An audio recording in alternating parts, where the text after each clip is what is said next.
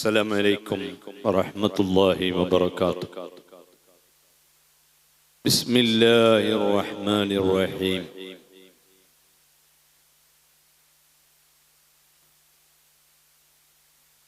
وأقيموا الوزن بالقسط ولا تخسروا الميزان. صدق الله العظيم. ബഹുമാന്യരായ സമസ്ത കേരള ജമിയത്തുൽ ഉലമ, ആദരണീയരായ ആ പണ്ഡിത സംഘടനയിലെ ധാരാളം മെമ്പർമാർ, കേരള മുസ്ലിം ജമാഅത്ത് കോഴിക്കോട് ജില്ലയുടെ പ്രസിഡന്റ് മടവൂർ അബ്ദുറഹ്മാൻ ബാക്കവി, സിറാജ് ദുബൈ എഡിഷന്റെ മാനേജർ ഷെരീഫ് സാഹിബ് കക്കാട് കാരശ്ശേരി, SSF എന്ന സംഘടനയുടെ സ്ഥാപിച്ച കാലം മുതൽ ഇപ്പോഴും പ്രവർത്തന രംഗത്ത് നിറഞ്ഞു നിൽക്കുന്ന പ്രിയങ്കരനായ AKC മുഹമ്മദ് ഫൈസി, SYSന്റെ കോഴിക്കോട് ജില്ലാ പ്രസിഡന്റ് ജലീൽ തഖാഫി, SSFന്റെ കോഴിക്കോട് ജില്ലയുടെ എല്ലാ സാരഥികളും പ്രവാസികളുടെ പ്രതിനിധികളായി കോഴിക്കോട് ജില്ലയുടെ വിവിധ ഭാഗങ്ങളിൽ നിന്ന് ഇവിടെ എത്തിയ നല്ലവരായ ഉമറാക്കൾ, കോഴിക്കോട് ജില്ലയിൽ നമ്മളെ പ്രസ്ഥാനത്തിന് നല്ല വളക്കൂറുള്ള കൊടുവള്ളി, ആ കൊടുവള്ളിയുടെ ഏറ്റവും പ്രധാനപ്പെട്ട ഒരു തുരുത്തായി നിലകൊള്ളുന്ന കളരാന്തിരിയിലെ ഉത്ബുദ്ധരായ സഹോദരന്മാർ, ഈ പരിപാടി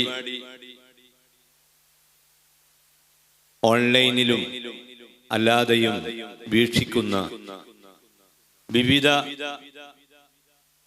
മത സംഘടനകളിലും രാഷ്ട്രീയ പാർട്ടികളിലും ഒക്കെ പ്രവർത്തിക്കുന്ന നല്ലവരായ സഹോദരന്മാർ, സഹോദരികൾ,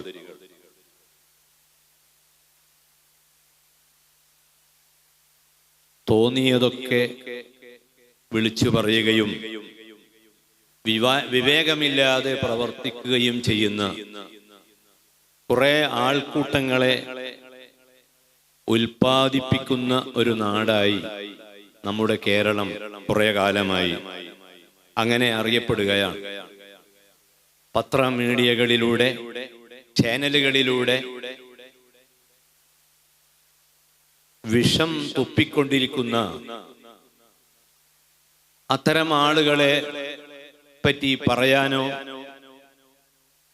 അതിന് മറുപടി പറയാനോ ഒന്നും ഈ നല്ല വേദി നാം ഉപയോഗപ്പെടുത്തുന്നില്ല. SSFന് വ്യക്തമായ ചില കാഴ്ചപ്പാടുകളുണ്ട്. കേരളത്തിലെ ഒരു വിദ്യാർത്ഥി സംഘടനയിലും ഇല്ലാത്ത അച്ചടക്കമാണ് SSF ഇവിടെ ഉയർത്തിപ്പിടിച്ചിട്ടുള്ളത്. കേരളത്തിൽ ഇത്തവണ സാഹിത്യോത്സവിന്റെ ഒന്നാം സ്ഥാനം കോഴിക്കോട് ജില്ലക്ക് കിട്ടണം എന്നത് നമ്മുടെ എല്ലാവരുടെയും ഒരാഗ്രഹമാണ്. അള്ളാഹു തൗഫീഖ് ചെയ്യട്ടെ. കഴിഞ്ഞ വർഷം ചുണ്ടിനും കപ്പിനും മധ്യേ അങ്ങ് തെറിച്ചു പോയതാണ്. ഇപ്രാവശ്യം അത് കിട്ടണം എന്ന ഒരു പ്രാർത്ഥന ഇവിടെയുള്ള എല്ലാവരുടെയും മുഖത്ത് കാണുന്നുണ്ട്. സാഹിത്യോത്സവം എന്ന് പറയുമ്പോൾ അത് കേവലം ഒരു അലങ്കാരത്തിന്റെ പരിപാടിയല്ല. സാഹിത്യത്തിന്റെ ലക്ഷ്യം ഏറ്റവും നല്ല മാറ്റം സമൂഹത്തിൽ ഉണ്ടാക്കലാണ്. ലൈബ്രറികൾ നമ്മുടെ നാടുകളിൽ വളരെ കാലം മുമ്പേ സജീവമായി പ്രവർത്തിക്കുകയും ലൈബ്രറികളിൽ നിന്ന് നല്ല പുസ്തകങ്ങൾ നോക്കി അത് വീട്ടിൽ കൊണ്ടുപോയി വായിച്ച് കൃത്യസമയത്ത് തിരിച്ചു കൊടുക്കുന്ന വായനയോട് താല്പര്യമുള്ള നല്ലൊരു സമൂഹം കേരളത്തിന്റെ വലിയ ഒരു സമ്പത്താണ്. ദൗർഭാഗ്യകരമെന്ന് പറയട്ടെ, ഇപ്പോൾ വായന കുറയുകയാണ്.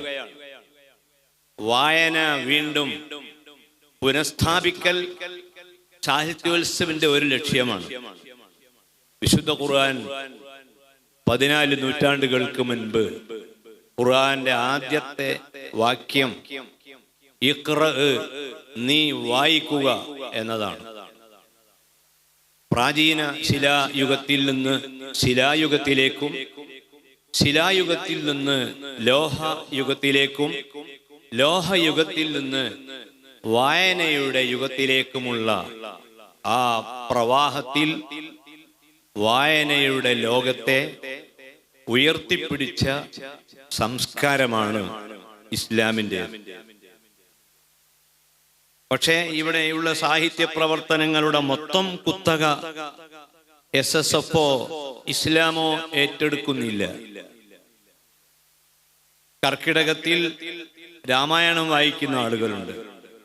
രാമായണം എന്നാണ്. രാത്രി മാഞ്ഞ് വെളിച്ചം വരണം, വെളിച്ചത്തിലേക്ക് മനുഷ്യനെ ക്ഷണിക്കുന്ന വേദഗ്രന്ഥങ്ങൾ അത് വായിക്കാനുള്ളതാണ്. ആ വായനയെ പ്രോത്സാഹിപ്പിക്കുന്നതോടൊപ്പം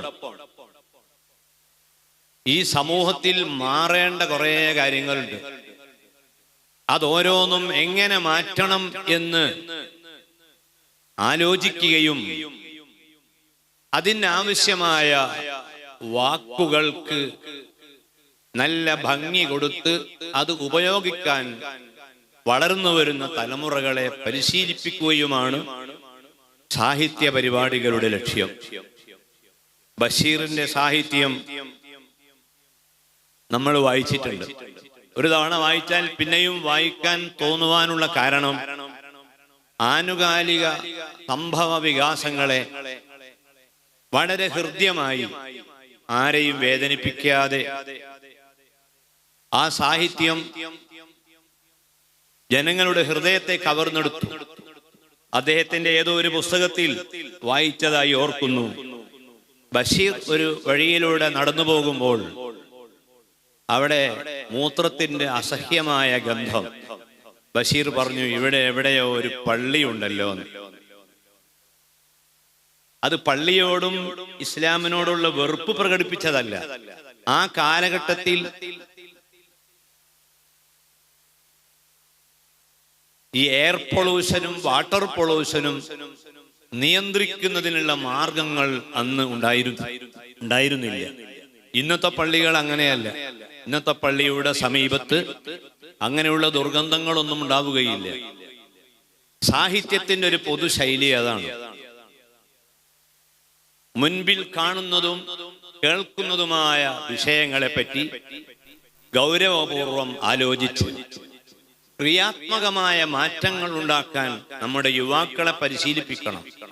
SSFന്റെ വളർന്നു വരുന്ന പ്രതിഭകൾ അങ്ങാടികളിൽ പ്രസംഗിക്കുന്നത് ജനങ്ങൾ ശ്രദ്ധിക്കാറുണ്ട്.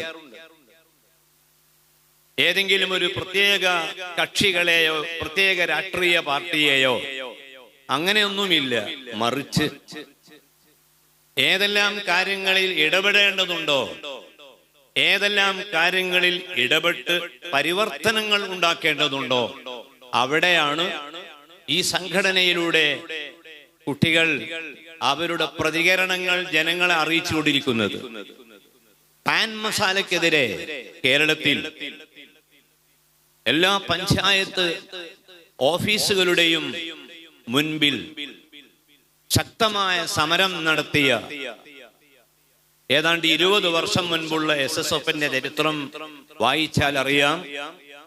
അന്ന് ആ സമരം സംസ്ഥാന ഗവൺമെന്റ് ഏറ്റെടുക്കുകയും പാൻ മസാലയ്ക്കെതിരായി അസംബ്ലിയിൽ വരെ അവിടെ ശബ്ദം ഉണ്ടാകാനുള്ള കാരണം SSFന്റെ ക്രിയാത്മകമായ നിലപാടായിരുന്നു. ഞാൻ പറഞ്ഞു വരുന്നത്, ഭരണാധികാരികളുടെ മുൻപിൽ പറയേണ്ടതുപോലെ പറഞ്ഞാൽ പലതും നേടിയെടുക്കാൻ കഴിയും. സുൽത്താനുൽ ഉലമ ഉസ്താദ് അവർകൾ ഇവിടെ മാറി മാറി വരുന്ന ഭരണാധികാരികളുടെ മുൻപിൽ ഇസ്ലാമിക സമൂഹത്തിന്റെ ആവശ്യങ്ങൾ പറഞ്ഞ് നേടിയത് ഉസ്താദിന്റെ പ്രഭാഷണത്തിന്റെ മികവൊരു പ്രധാന ഘടകമാണ്. അതുകൊണ്ട് പ്രഭാഷകന്മാർ നല്ല വാക്കുകൾ തിരഞ്ഞെടുത്ത് അതായിരിക്കണം തിന്മകളെ വിപാടനം ചെയ്യാൻ ഉപയോഗിക്കുന്ന ഏറ്റവും പ്രധാനപ്പെട്ട ആയുധം. കത്തിയും കുന്തവും അല്ല പരിവർത്തനത്തിന്റെ പടവാൾ, മറിച്ച് മാന്യമായ ഇടപെടലുകളും സംസാരങ്ങളുമാണ്. നല്ല ലേഖനങ്ങൾ, റിസാല ഇന്ന് കൂടുതൽ വായിക്കുന്നത് സുന്നി സമൂഹമല്ല, മറ്റ് ഇതര വിഭാഗങ്ങൾ പോലും അത് വായിക്കാനുള്ള കാരണം ഏറ്റവും നിലവാരമുള്ള ശൈലിയാണ്. ഈ ഒരു ശൈലി കേരളത്തിൽ ഇന്ന് മറ്റു സംഘടനകൾ പോലും SSF-ൽ നിന്ന് കടമെടുത്തുകൊണ്ടിരിക്കുകയാണ്.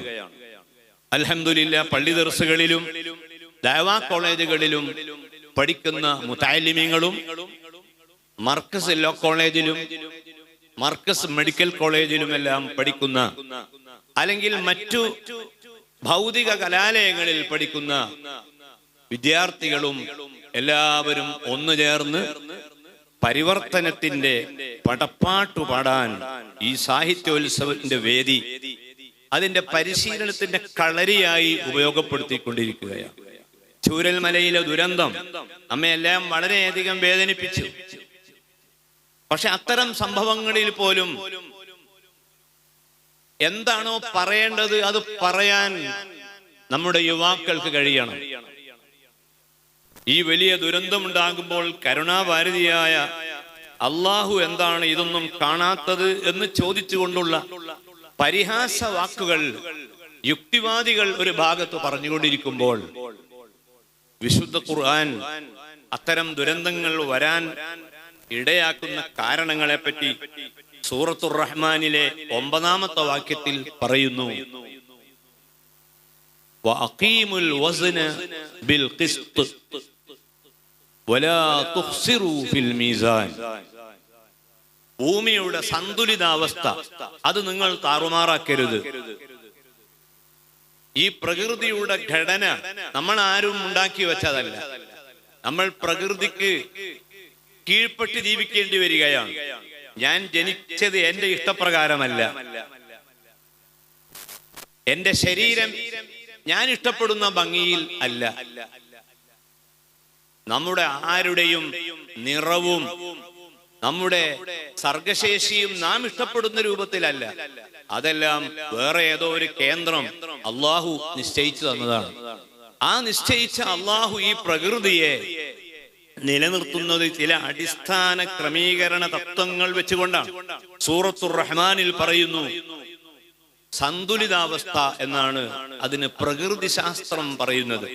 ആ സന്തുലിതാവസ്ഥക്ക് കേടുപറ്റുന്ന നിർമ്മാണ പ്രവർത്തനങ്ങളും വലിയ റിസോർട്ടുകളും മലമുകളിൽ ഉണ്ടാക്കുന്നതിന്റെ ഫലമായി അവിടെയുള്ള മണ്ണ് ഇളകുകയും പിന്നീട് വരുന്ന മഴവെള്ളം അവിടെ കെട്ടിക്കിടക്കുകയും ഉയർന്ന സമ്മർദ്ദത്തിലൂടെ ദുരന്തങ്ങൾ ഉണ്ടാവുകയും ചെയ്യുമ്പോൾ ഇതിന്റെ മുഴുവൻ കാരണക്കാർ മനുഷ്യൻ മാത്രമാണ്, അല്ലാഹു അല്ല.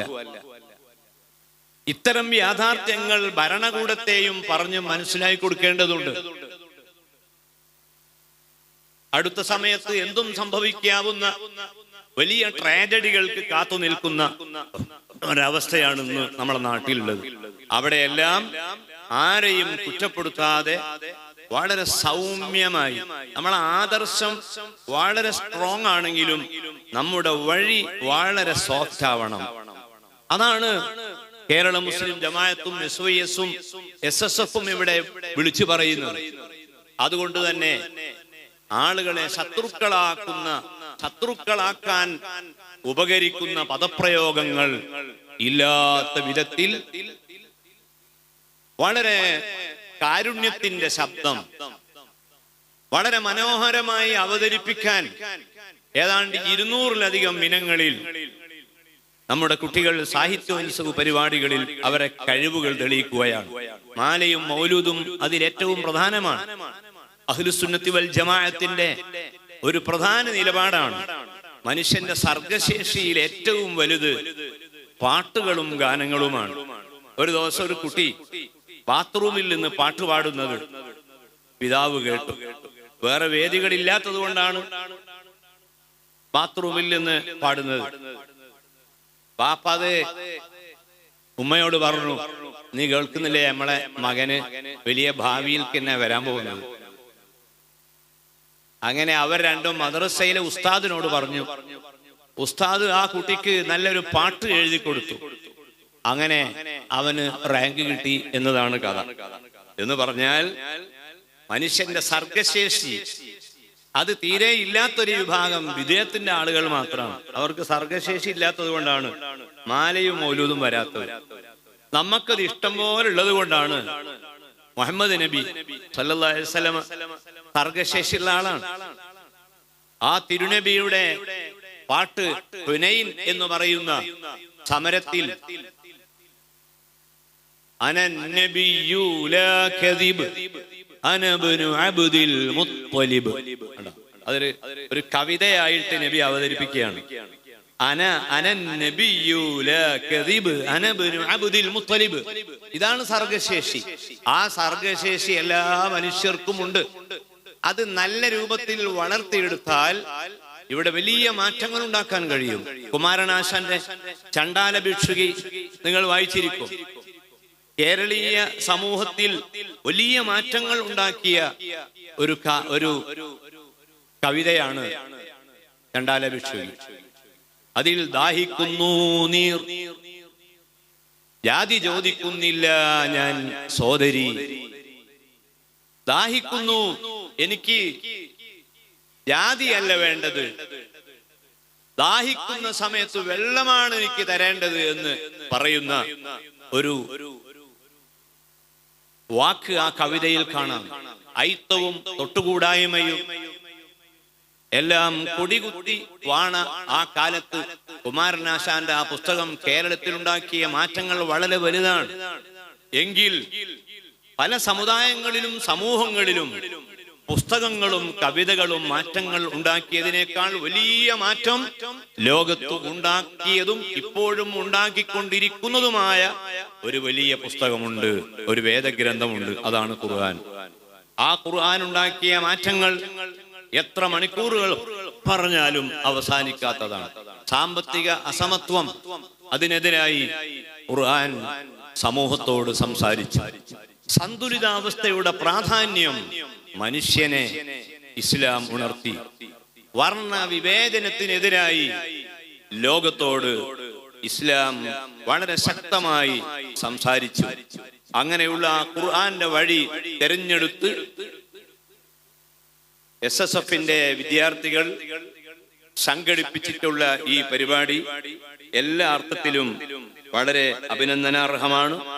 അല്ലാഹു സുബ്ഹാനഹു വ തആല ഈ പരിപാടികളിൽ പങ്കെടുക്കുന്ന എല്ലാ പ്രതിഭകൾക്കും വളരാനും ഉയരാനും ഭാവിയിൽ വലിയ പരിവർത്തനങ്ങൾ ഉണ്ടാക്കുന്ന വലിയ നേതാക്കളായി മാറാനും ഉള്ള എല്ലാ തൗഫീഖും നൽകട്ടെ എന്ന് പ്രാർത്ഥിച്ചുകൊണ്ട് ഞാൻ എൻ്റെ വാക്കുകൾ അവസാനിപ്പിക്കുകയും ഇവിടെ സന്നിഹിതരായ അബ്ദുൽ ലത്തീഫ് മുസ്ലിയാർ അടക്കം എല്ലാവരുടെയും സമ്മതത്തോടുകൂടി ബിസ്മില്ലാഹിർ റഹ്മാനിർ റഹീം എന്ന വാക്യത്തിൽ ഉദ്ഘാടനം ചെയ്തതായി അറിയിക്കുകയും ചെയ്യുന്നു.